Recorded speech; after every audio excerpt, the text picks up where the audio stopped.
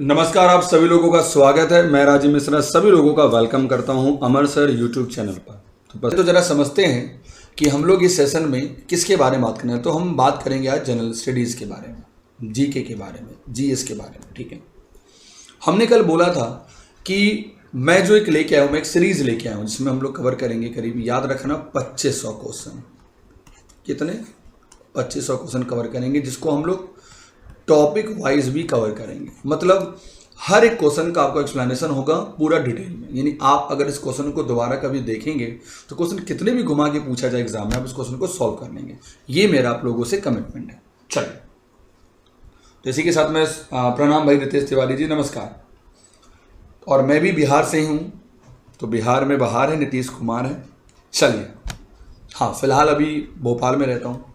चलिए, एक बहुत ही अच्छा अमर सर ने इनिशिएटिव लिया है, पता होगा। अमर सर का एक कंप्लीट टारगेट लाइव बैच चल रहा है, जो आपके किसी भी एग्ज़ाम में, एसबीआई पीओ हो, बैंक का कोई भी एग्ज़ाम हो, आपको इसमें प्री प्लस मेंस की तैयारी कराई जाएगी। और इसका एक ऑफ़र ये चल रहा है कि अगर अभी आप इसको अवेल करते हैं तो आपको बस एक कोड इस्तेमाल करना होगा, अमर सर 50, और इसमें आपको 6 मंथ की वैलिडिटी एक्स्ट्रा मिल जाएगी। तो ये बहुत ही शानदार, इसमें याद रखना, चाहे रीजनिंग हो, चाहे इंग्लिश हो और चाहे जीके हो, ये फ्री ऑफ कॉस्ट है। और यह बैच स्टार्ट हुआ है 22 अगस्त से। भी इसमें लिमिटेड क्लासेस ऑल हुई हैं मैक्सिमम। ठीक है, चलो,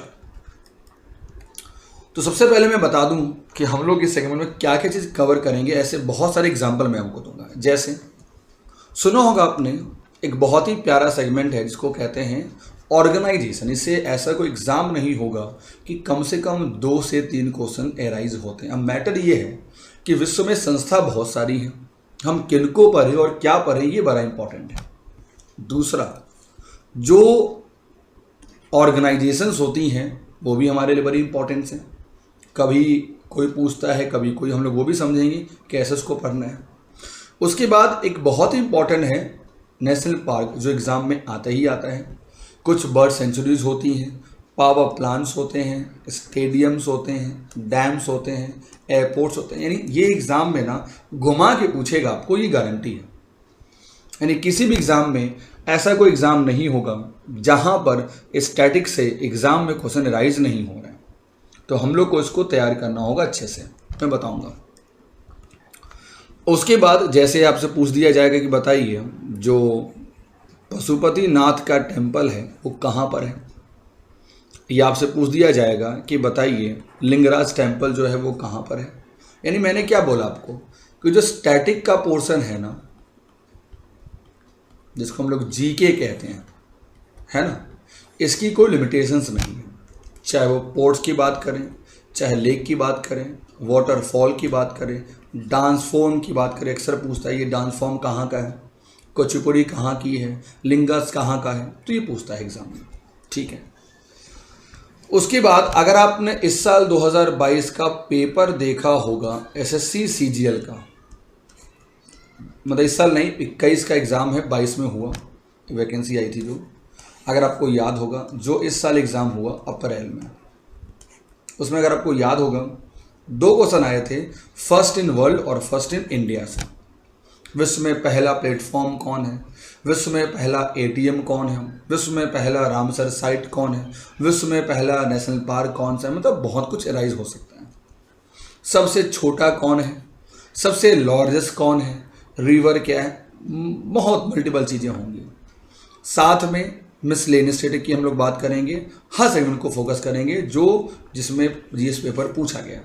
और मुझे मेरा इसमें टारगेट है कि कम से कम मैं 50 पेपर भी कराऊं, जिसको कहते हैं PYQ, प्रीवियस ईयर क्वेश्चन भी मैं कराऊंगा। ये मेरा कमिटमेंट है। चले,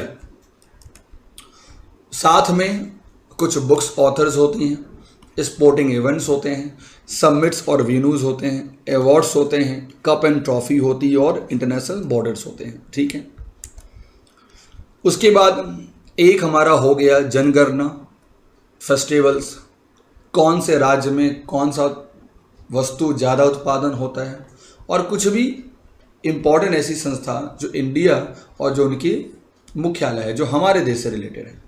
ठीक है, अब एक एग्जांपल लेते हैं कि हम लोग इन सारे डेटास को कैसे कंपाइल करेंगे।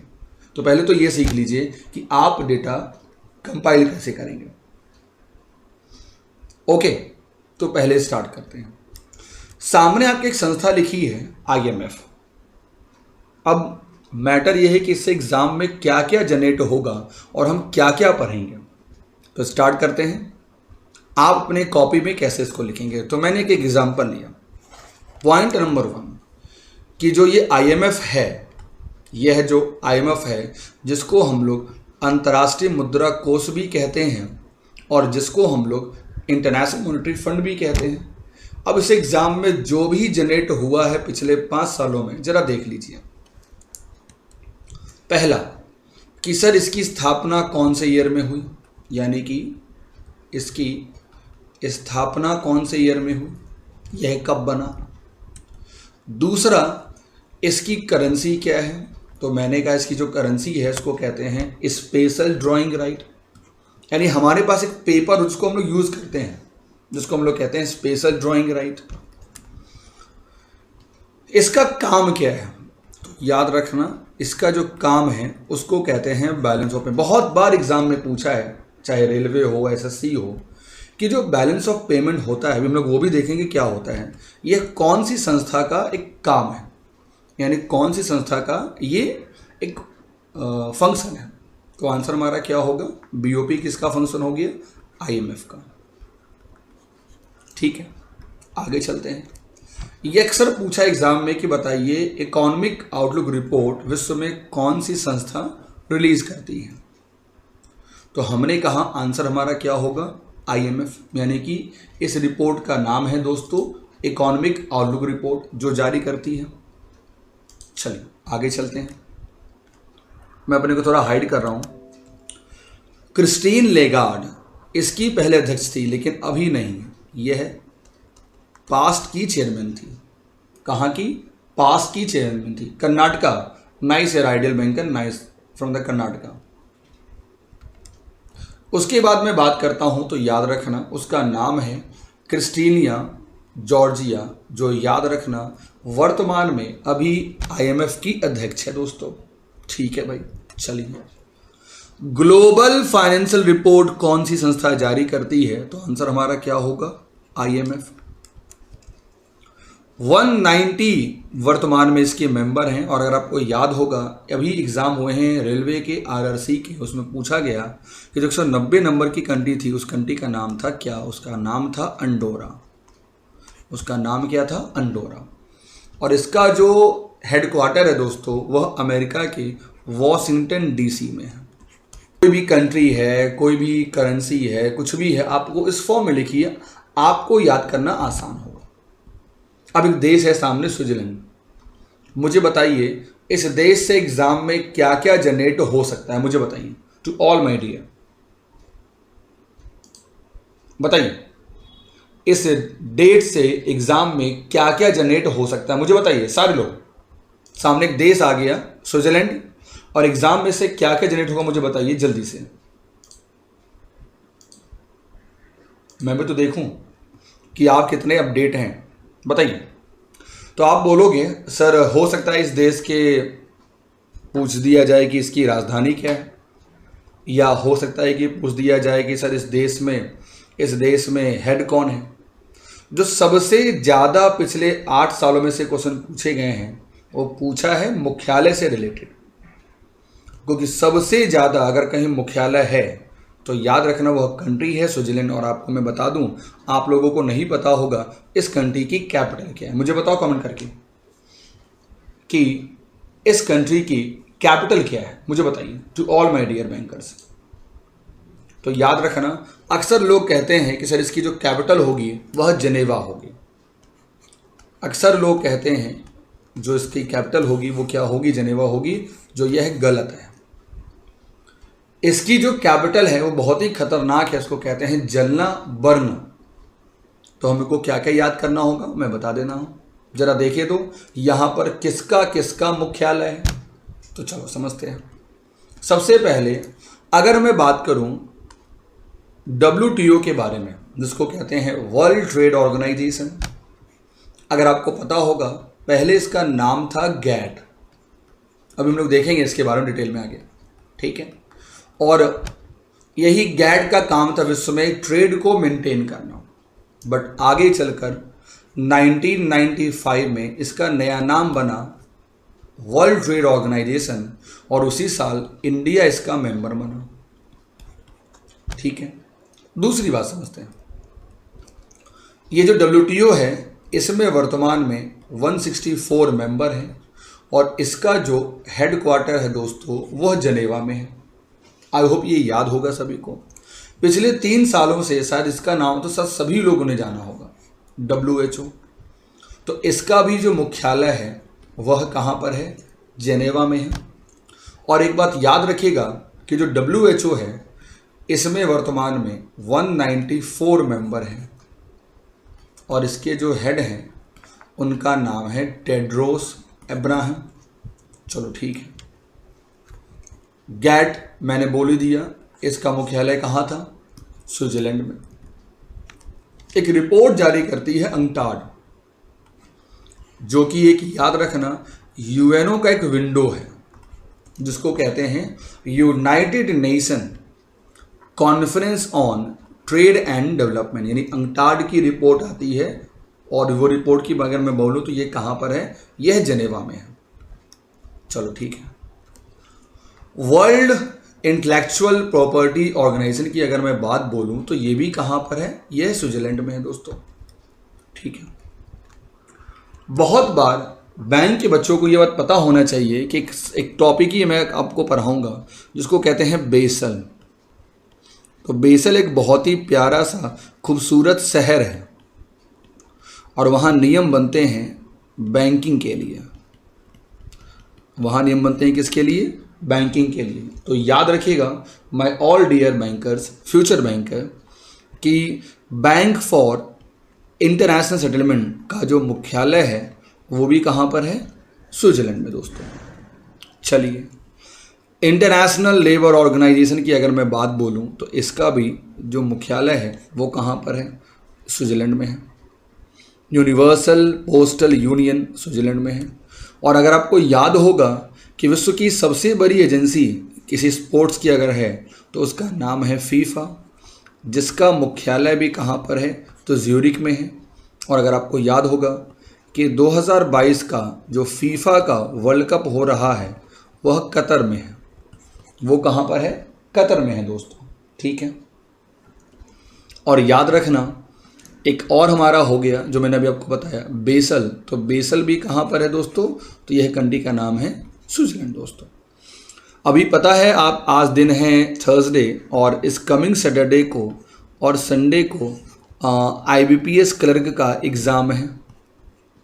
IBPS क्लर्क का एग्ज़ाम है। बस कुछ नहीं करना है, आपको पिछले 6 महीनों का पढ़ के जाना करंट अफेयर्स। आप बहुत ईजिली 40 में, मैं वादा करता हूँ 30+ स्कोर करोगे, बहुत ही आराम और बहुत ही आसान तरीक़ों से। चलिए, अब जरा हम लोग इस टॉपिक को थोड़ा डिटेल में समझते हैं। क्या है IMF? एक्चुअली क्या है मैं आपको बता दूं। अगर आपको याद होगा, जब विश्व में जो सेकेंड वर्ल्ड वॉर ख़त्म हुआ तो देखा ये गया कुछ ऐसी कंट्री थी जिनके पास बहुत गोल्ड था, कुछ ऐसी कंट्री थी जो बहुत अमीर थी। तो वो क्या करेंगी? गरीब को करेंगी डिमोटिवेट। तो ऐसा ना हो तो विश्व में 2 संस्था बनी, एक का नाम था IMF और एक का नाम था वर्ल्ड बैंक। दोनों का काम एकदम अलग अलग है, जरा समझना, दोनों का काम एकदम अलग है। जरा देखिए, यहां मैं 2 टर्म लिखूंगा, इसको समझिएगा ध्यान से। पहला जो टर्म है जिसको हम लोग कहते हैं गरीबी, जिसको कहते हैं पॉवर्टी। क्या कहते हैं? गरीबी बोले तो पॉवर्टी। और दूसरा कहता है जिसको हम लोग कहते हैं BOP, यानी कि सुना होगा आपने, इंपोर्ट और एक्सपोर्ट को बढ़ावा देना। तो ये 2 कामों के लिए 2 संस्था बनी। पहला बनी विश्व बैंक, जिसका एक ही काम है विश्व में गरीबी को ख़त्म करना। कैसी भी गरीबी हो, किसी डिस्ट्रिक्ट में गरीबी हो, किसी स्टेट में गरीबी हो, किसी कंट्री में गरीबी हो, उस गरीबी को ख़त्म करना। और डेवलपमेंट जो नेशन है, डेवलपिंग नेशंस को सपोर्ट करना फाइनेंशियल। अब जैसे इंडिया में कैश का इनफ्लो होता है, यानी कैश या तो इंडिया में आता होगा और या तो कैश इंडिया से जाता होगा। भाई या तो हमारे देश में इंपोर्ट होता है, उससे कैश जाता है, और या तो हमारे देश में एक्सपोर्ट होता है, उससे कैश हमारे देश में क्या होता है, आता है। और या तो हमारे देश में फॉरेन निवेश होता होगा, हम उधार लेते होंगे, है ना। तो इन तरीकों से पैसा हमारे देश में क्या होगा, आएगा, और या तो पैसा जाएगा। तो कैश के आना और कैश के जाने को ही कहते हैं बैलेंस ऑफ पेमेंट, और इसको मदद करने के लिए बना है कौन, IMF। आपने कभी नहीं सुना होगा कि IMF ने इंडिया में किसी स्टेट को लोन दिया। वह जब भी उधार देगा तो देगा किसी कंट्री को, क्योंकि याद होगा आपको, मैंने भी बताया कि जो आयात निर्यात है, इंपोर्ट एक्सपोर्ट है, बेसिकली कहाँ होंगे, कंट्री में होंगे। ओके, चलिए। तो 44 में मीटिंग हुई, और ये मीटिंग कहाँ हुई, अमेरिका में। और याद रखना उसका नाम है ब्रिटेन वुड्स कॉन्फ्रेंस, जो कि न्यू हैम्पशायर में हुई थी। तो याद रखना ब्रिटेन वुड्स से दो विश्व में बनी संस्था, एक का नाम है IMF और एक का नाम है वर्ल्ड बैंक। दोनों का काम अलग अलग है दोस्तों, ठीक है। चलिए अब जरा देखो कि इसमें काम की डेटा क्या क्या है। तो मैंने आपको क्या बोला, इसका मुख्यालय बिल्कुल याद हो गया होगा, वॉशिंगटन DC में है। दूसरा, इसका जो मेन फंक्शन है ये भी पता होगा, मैंने भी आपको बता दिया, बैलेंस ऑफ पेमेंट को मेंटेन करना। तीसरा क्या होगा, जो करेंसी है उसको क्या कहते हैं, स्पेशल ड्राइंग राइट। देखेंगे इसमें क्या क्या करेंसी शामिल होती है। जो मेंबर हैं 190 मेंबर हैं, और इसकी स्थापना हुई 44 में, और यह काम करना स्टार्ट किया 45 में। आई होप यहाँ तक समझने में किसी को भी डाउट नहीं होगा, ऐसा मुझे पूरा यकीन है। To all my dear future banker, ठीक है, बताते रहना भाई।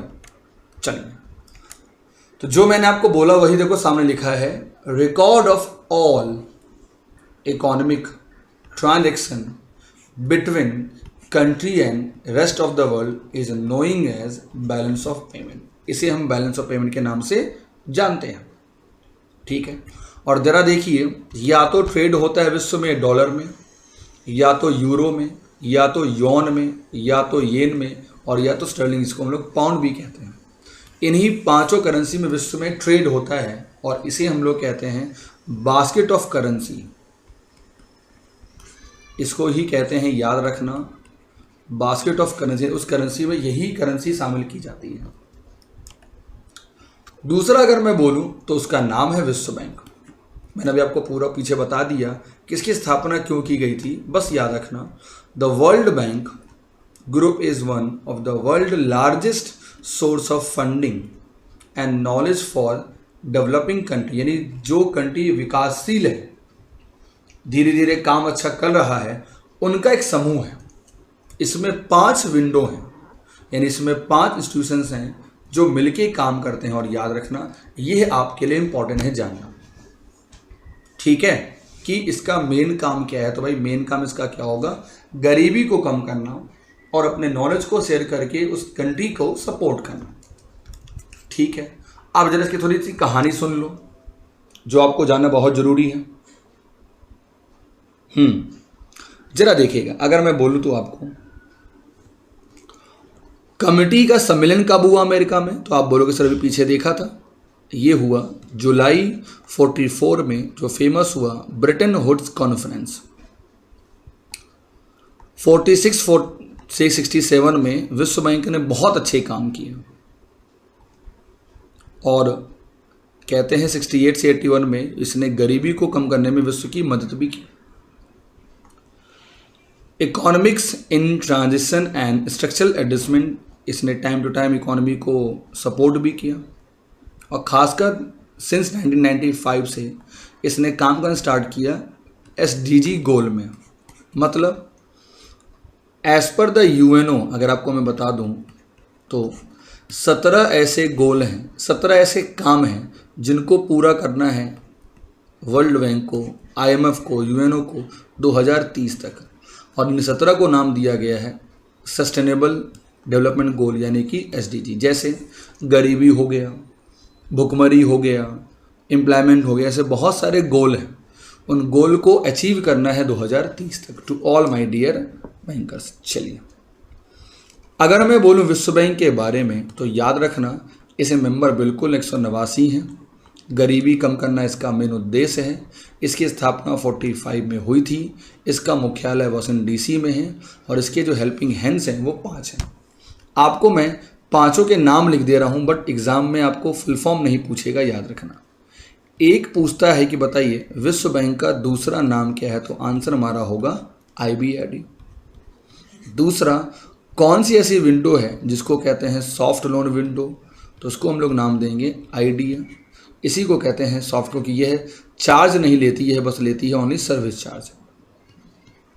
तीसरा, एक विंडो है जिसका नाम दिया गया मीका। चौथा, एक विंडो है जिसको नाम दिया गया IFC। और पांचवा एक विंडो है जिसको नाम दिया गया ICSID। तो कहीं ना कहीं ये पांचों विंडो मिल के काम करते हैं, किसके लिए? विश्व बैंक के लिए काम करते हैं। ठीक है, चलिए यहाँ से आपको मिल जाएगा सारे फुल फॉर्म। अगर आप देखना चाहो तो यहाँ से देख लीजिएगा। यहाँ दो चीज़ मैं आपको बताना चाह रहा हूँ जो बहुत ज़रूरी है आपको समझने के लिए। इसी साल 2022 में रिजर्व बैंक ऑफ इंडिया के असिस्टेंट के एग्जाम में क्वेश्चन पूछा गया था मेंस में कि इसमें से ऐसी कौन सी विंडो है जो कि प्राइवेट कंपनियों को उधार देती है। तो याद रखना सबका काम एक ही है, सपोर्ट करना फाइनेंशियल, लेकिन जो IFC है ये सपोर्ट करती है किसको? याद रखना प्राइवेट कंपनियों को। एक डेटा ये याद रखना। दूसरा, जिसको कहते हैं सॉफ्ट लोन विंडो, वो नाम हमारा क्या हो गया? IDEA। और तीसरा कि इसका दूसरा नाम क्या है विश्व बैंक का सेकेंड नेम, तो आंसर हमारा क्या होगा? IBRD। मुझे बताओ सभी लोग जरा जल्दी से, क्या यहां तक समझने में किसी को भी कोई डाउट है? मैं मानता हूं अभी बहुत लोगों का एग्जाम होगा बैंक का, क्लर्क का, बट आप कभी इसको इग्नोर नहीं कर सकते हैं। To all my dear bankers, ठीक है। चलो अब जरा कुछ हम लोग प्रैक्टिस करते हैं जल्दी से, कुछ क्वेश्चन आंसर के फॉर्म में, और देखते हैं कि हमारे क्वेश्चन आंसर के फॉर्म में हमारी परफॉर्मेंस क्या होगी। ठीक है, चलिए तो एक रैपिड फायर में कराता हूं, पता चले कि हमारी परफॉर्मेंस कैसी हो रही। आपको जानना बहुत जरूरी है, ठीक है। चलिए, और उम्मीद करता हूं कि आप ज्यादा समय नहीं लेंगे और आंसर देने की कोशिश पूरी करेंगे। ठीक है, चलिए सबसे पहला क्वेश्चन आपके सामने है, मुझे बताइए इसका आंसर क्या होगा। आपके सामने दो क्वेश्चन है। पहला आपको बताना है कि आजाद भारत का जो बजट आया वो कब आया और किसने लाया। दूसरा क्वेश्चन है कि यहां आपके सामने दो क्वेश्चंस हैं। पहला क्वेश्चन क्या है कि आजाद भारत का जो बजट आया वो किसने लाया, और दूसरा क्वेश्चन ये है कि हमारे देश में, हम सभी को पता है पहले एक योजना आयोग हुआ करता था जिसको नीति आयोग ने रिप्लेस किया। तो इस योजना आयोग की घोषणा कौन सी वित्त मंत्री ने की थी, मुझे बताओ जरा जल्दी से। इसका आंसर क्या होगा बताओ, इसका आंसर क्या होगा बताइए।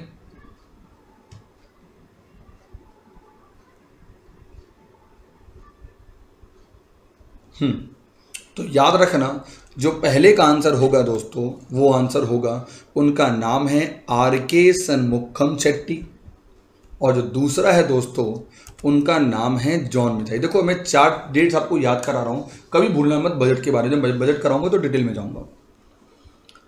नंबर 1, 1733 में विश्व में पहली बार इस शब्द को लोगों ने जाना UK में। दूसरा, इंडिया में जाना 1860 में। कहाँ जाना? इंडिया में, कि भाई बजट नाम का कोई शब्द होता है। तीसरा, आज़ादी के पहले 1869 में देश को मिला देश का पहला बजट। आज़ाद नहीं हुए थे बट इंडिया को मिला पहला यूनियन बजट। और जब देश आज़ाद हो गया, 4th नंबर, तो आज़ाद भारत का पहला बजट किसने प्रस्तुत किया? RK शनमुखम शेट्टी जी ने। अगर कोई ये पूछता है कि बताओ हमारे देश का बजट पहली बार किसने लाया, तो याद रखना, उनका नाम नोट कर लीजिएगा। उनका नाम है जेम्स विल्सन। उनका नाम है जेम्स विल्सन, जिन्होंने आज़ादी का से पहले बजट लाया 69 में दोस्तों। तो ये क्लियर है सभी लोगों का। चलिए अगला बताइए, बहुत ही आसान क्वेश्चन, उम्मीद करता हूं कि किसी का भी गलत नहीं होगा। मुझे बताइए, अभी पीछे देखा था वॉशिंगटन डीसी कनाडा की राजधानी है ओटावा। यूनेस्को की आप नाम सुना होगा आपने, वहाँ का मुख्यालय है पेरिस में। और जिनेवा अगर आपको याद होगा, WTO और WHO मैंने जो बहुत फेमस कराए थे, इनका मुख्यालय जिनेवा में। नाइस देवेंद्र कुमार जी, बहुत अच्छा, वेरी नाइस। अगला बताइए, IMF में कितने सदस्य होते हैं? बहुत ही आसान क्वेश्चन मैं करा रहा हूँ आज। अभी शुरुआत देखो नई नई है, तो मैं ना ज़्यादा बर्डन नहीं आप पे दूंगा। मैं जानता हूँ अभी ज़्यादा लोड नहीं ले पाओगे, एकदम आराम आराम से करो, एकदम आराम आराम से। जहाँ भी कोई डाउट होगा हम लोग एकदम आराम आराम से करेंगे यहाँ पर, ये मेरा कमिटमेंट है, ठीक है। तो अभी देखा था पीछे कितने मेंबर हैं, 190 मेंबर हैं, ठीक है। यहाँ गलत है, सही कर लेना।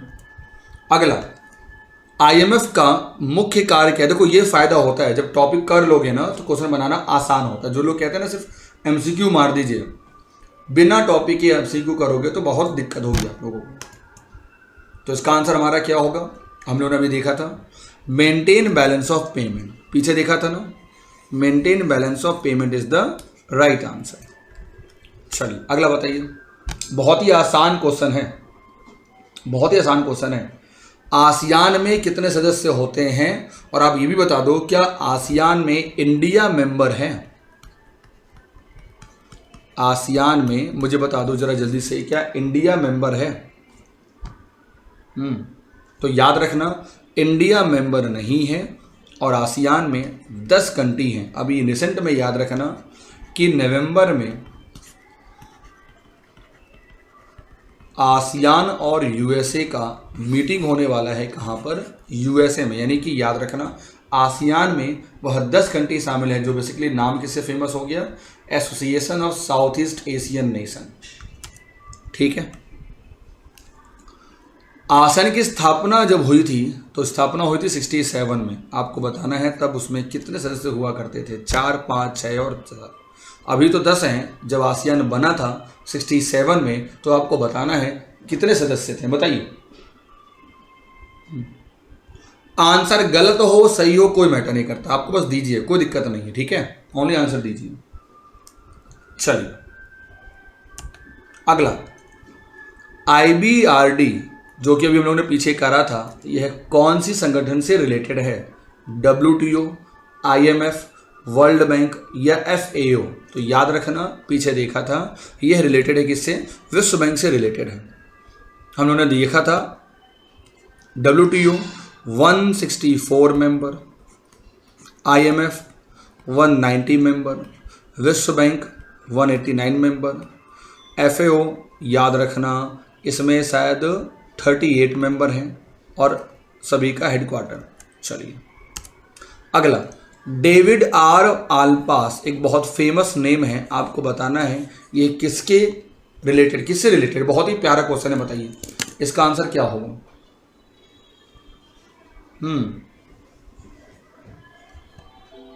बताइए यह किससे रिलेटेड है, बताइए जल्दी से।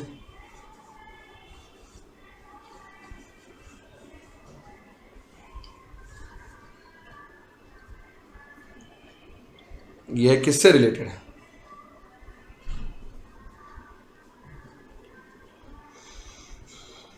तो अभी हम लोगों ने बोला था कि यह जो रिलेटेड है, ये रिलेटेड है किससे? विश्व बैंक से।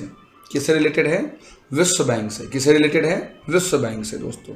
तो आंसर हमारा क्या होगा? इनमें से कोई नहीं, ठीक है। यही है डेविड मालपास, जो कि वर्तमान में वर्ल्ड बैंक के अध्यक्ष है दोस्तों। बहुत अच्छा, एक बहुत ही प्यारा क्वेश्चन है। अभी पता होगा आपको, G7 का एक मीटिंग हुई है और वह मीटिंग हुई है जर्मनी में। वो कहाँ हुई है? जर्मनी में। अगर आपको याद होगा, पहले इसी का नाम G8 हुआ करता था, और 2014 में जब रसिया ने यूक्रेन के क्रीमिया पर हमला किया तो रसिया को इस G8 से हटा दिया गया और तब बन गया G7। तो क्वेश्चन ये कहता है कि जब राष्ट्रपति डोनाल्ड ट्रंप हुआ करते थे अमेरिका के राष्ट्रपति, तो उसने घोषणा की थी कि कम से कम जो भी मीटिंग होगी उसमें हम 4 और देशों को शामिल करेंगे। जैसे एक उसने कहा था कि रूस होगा, एक उसने कहा था ऑस्ट्रेलिया होगा, एक उसने कहा था भारत होगा और भारत हुआ भी इस बार, और कहा था चौथा कौन होगा। तो ये तो नहीं होगा, ये भी नहीं होगा। आंसर क्या होगा? साउथ कोरिया होगा। आंसर क्या होगा? साउथ कोरिया होगा। चलिए, जब बना यूनाइटेड नेशन 44 में, सभी को पता है, और अभी बताने हैं आपको इसमें कितने मेंबर स्टेट हैं। तो अभी कितने मेंबर हैं? 193 मेंबर हैं। कितने मेंबर हैं? 193 मेंबर हैं। और इनके जो हेड साहब हैं उनका नाम है एंटोनियो गुटरेस। अभी बताइए जल्दी से, एडीबी में कितने मेंबर हैं? तो याद, यहाँ मेरे 2 क्वेश्चन आपको मुझे बताओ जरा जल्दी से कि एडीबी का जो मुख्यालय है मुझे बताओ वह कहाँ पर है। अब मुझे बताओ जरा जल्दी से कि एडीबी के जो हेड हैं उनका नाम क्या है, बताइए जल्दी से बताइए। तो आपको मैं कहना चाहूँगा कि जो एडीबी है इसकी जो मुख्यालय है वह है मनीला में, और इसके जो हेड हैं उनका नाम है मसताका असकावा। मसताका असकावा, मसताका असकावा इसके हेड है दोस्तों। ठीक है, चलिए, यही है वर्तमान में एडीबी के प्रेसिडेंट। चलिए अगला, G20 में कितने मेंबरशिप होते हैं? सुनिएगा ध्यान से, बहुत ही प्यारा क्वेश्चन है और उम्मीद करता हूं कि बहुत लोग सही करेंगे। G20 में कितने मेंबर हैं बताइए जल्दी से। अच्छा मुझे ये बताओ, क्या सभी लोगों को आंसर देने में दिक्कत हो रही है? देखो एक बात कहें आपको, आंसर देने की कोशिश हमेशा करिए। जो भी देख रहे हैं आप आंसर जरूर दीजिए, जो भी हो, आंसर गलत हो सही हो डजंट मैटर, आप आंसर जरूर दीजिए। तो याद रखना G20 में ना आपको 2 चीज़ याद रखनी है। कंट्री पूछे तो याद रखना 19, और एक है यूरोपियन यूनियन जिसमें याद रखना 27 मेंबर हैं। यूरोपियन संघ की बात कर रहा हूँ दोस्तों, ठीक है। चलिए, G20 की मीटिंग रियाद में हुई थी जो कि 15 नंबर की थी, है ना। और अगर मैं बोलूं 21 में हुआ था इटली में, 22 में हुआ था इंडोनेशिया में, और 23 में होगा इंडिया के जम्मू कश्मीर में। ये बहुत ही इंपॉर्टेंट क्वेश्चन है दोस्तों। G20 की अगली मीटिंग कहाँ होगी? जम्मू कश्मीर में होगी, और वो होगी 2023 में। चलिए, बहुत ही प्यारा क्वेश्चन है। आपको ये बताना है कि सार्क में कौन से देश नहीं हैं। सार्क में, जिसको कहते हैं south Asian association for regional cooperation. तो याद रखना इसका एक फॉर्मूला है। इसमें अफ़गानिस्तान है, इसमें बांग्लादेश है, इसमें भूटान है, इसमें श्रीलंका है, इसमें पाकिस्तान है, उसमें क्या कहते हैं नेपाल है, इसमें मालदीव है, और इसमें इंडिया है। टोटल इसमें 7 देश हैं। इसमें कहीं भी अगर आप देखो तो आपको लग रहा है सारे तो हैं, बांग्लादेश भी हैं, अफ़गानिस्तान भी है, बांग्लादेश भी है, 2 हो गया, मालदीव। तो आंसर हमारा क्या होगा? इनमें से कोई नहीं। याद रखना सार्क की स्थापना 1985 में ढाका में की गई थी, और याद रखना वर्तमान में जो इसका मुख्यालय है वह काठमांडू में है। कहाँ पर? काठमांडू में है। और एक बात और याद रखना, सार्क की 2016 से कोई भी मीटिंग नहीं हुई है, क्योंकि अगर आपको याद होगा हमारे देश इंडिया पे सार्क उड़ी का हमला हुआ था जो कि पाकिस्तान ने करवाया था। तो हमने क्या किया था? अपनी मीटिंग को, अपने उस मीटिंग से अपने को विड्रॉ कर लिया था। ठीक है, अगला, वर्तमान में जो हमारे 9वें जनरल हैं, अगर मैं बोलूं संयुक्त राष्ट्र संघ के वर्तमान महासचिव, उनका नाम क्या है? जिम योंग किम, बान की मून, क्रिस्टीनिया लेगार्डे या एंटोनियो गुटरेस। तो याद रखना जिम की योंग कौन कभी विश्व बैंक के हुआ करते थे, बान की मून कभी यूएनओ को हुआ करते थे, क्रिस्टीना लेगार्ड पहले आईएमएफ की हुआ करती थी। तो आंसर हमारा हो गया एंटोनियो गुटेरेस, जो वर्तमान में यूएनओ के अध्यक्ष हैं। ठीक है, अगला, यूनेस्को का मुख्यालय कहाँ पर है? तो याद रखना इसका मुख्यालय पेरिस में है। और याद रखिएगा यही बताती है हमारे देश में कि कितने वर्ल्ड हेरिटेज साइट हैं। तो मेरा क्वेश्चन है उन विद्यार्थियों से जो इस सेशन को देखते हैं बाद में रिकॉर्डेड फॉर्म में, आपको बताना वीडियो के नीचे कमेंट करके कि हमारे देश में टोटल कितने हेरिटेज साइट हैं। ठीक है, उम्मीद करता हूं आप बता ले जाओगे। अगला, ये तो कर लिया हम लोगों ने, WHO में कितने सदस्य होते हैं। तो आंसर हमारा क्या होगा? 194 इज द राइट आंसर। चलिए, फूड एंड एग्रीकल्चर ऑर्गेनाइजेशन को कहते हैं हिंदी में, खाद्य और कृषि संगठन, यह कौन सी वर्ष में स्थापित हुआ था? 1995 में, 44 में, 44, 65, इनमें से कोई नहीं। तो याद रखना यह बना था 1945 में। इसका मुख्यालय कहाँ पर है? तो याद रखना इटली की राजधानी रोम में, पीछे हम लोगों ने देखा था। और इसके जो 9वें महानिदेशक हैं उनका नाम है क्यू डोंग्यू।